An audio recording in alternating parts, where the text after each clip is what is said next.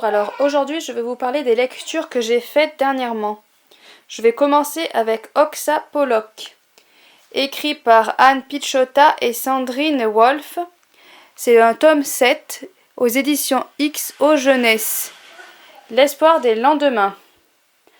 On retrouve la gracieuse 10 ans après, revoilà la gracieuse à 23 ans maintenant. Elle va devoir encore se battre pour sauver les deux mondes, le dedans et le dehors.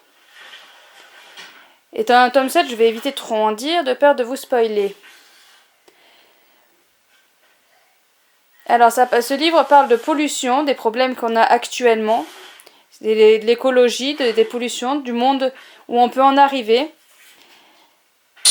Le problème est bien abordé, je trouve.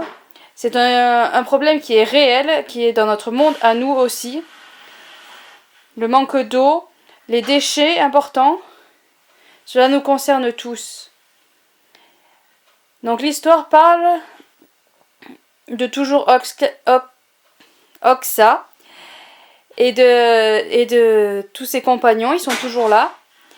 Grâce à sa détermination et ses pouvoirs, Oxa va devoir se battre pour sauver ces deux mondes et pour sa survie, pour garder un espoir du lendemain. D'où le titre du livre, L'espoir du lendemain. Elle va devoir en payer le prix fort, lequel, vous le verrez en le lisant et en voyant la fin du livre. Alors, ce que j'en ai pensé est un peu mitigé. Donc évidemment, j'ai adoré retrouver Oxa et les Sauve qui peut. Toutes les créatures extraordinaires, la Goranov, le Foldingote qui sont extrêmement drôles. Le problème de l'environnement qui est bien abordé, j'ai beaucoup aimé aussi. On a le plaisir de retrouver tous les personnages pendant les 150 premières pages où il ne se passe pas grand chose. J'ai eu l'impression de retrouver Oxa à 13 ans. Heureusement, l'impression de retrouver Oxa à 13 ans passe vite au fil des pages. Cela va un peu mieux. Un autre point que j'ai eu du mal, c'est la relation qu'elle a avec Gus. Leur conversation d'amourette, de petit amoureux joueur, j'ai trouvé ça un peu bébé, je n'ai pas trop aimé. Après, c'est vraiment que mon avis, comme tout ce que je dis. Ça peut-être bien du fait aussi que j'ai toujours préféré le duo Oxa et Tugdual. Ça doit y jouer. Et apparemment, Anne Picciotta et Sandrine Wolf ne comptent pas s'arrêter là, vu la fin du livre. Enfin, j'espère qu'il y aura une suite, vu comme ça finit. Et donc, j'ai hâte de pouvoir retrouver un autre tome. Voilà pour ce livre.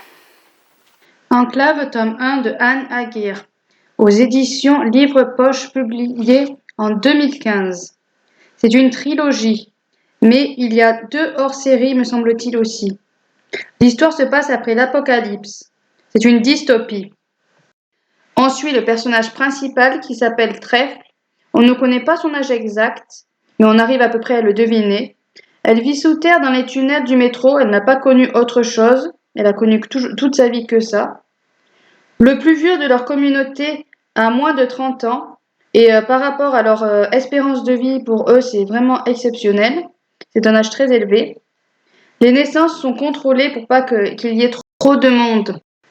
Arrivés à un certain âge, ils vivent une cérémonie pour définir ce qu'ils vont faire pour contribuer au bon déroulement de la communauté.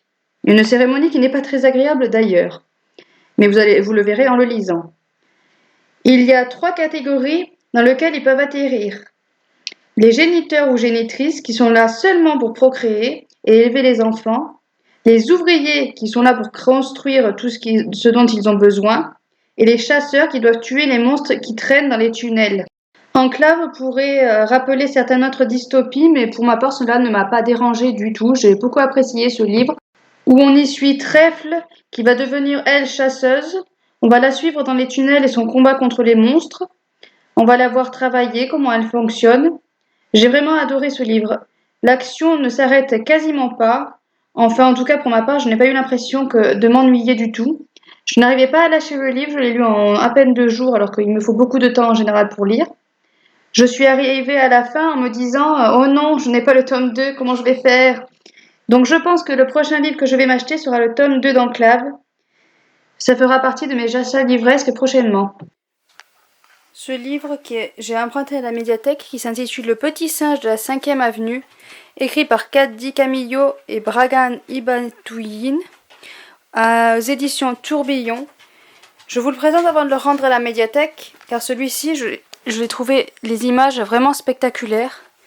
Le texte est normal, hein, banal, ça parle d'une petite fille qui voit un homme dans la rue avec son singe en période de Noël et qui se demande ce que où va l'homme le soir, où dort-il, que fait-il après.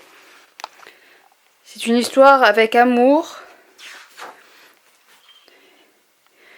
Mais ce qui m'a le plus plu dans ce livre, c'est vraiment les images qui sont superbes.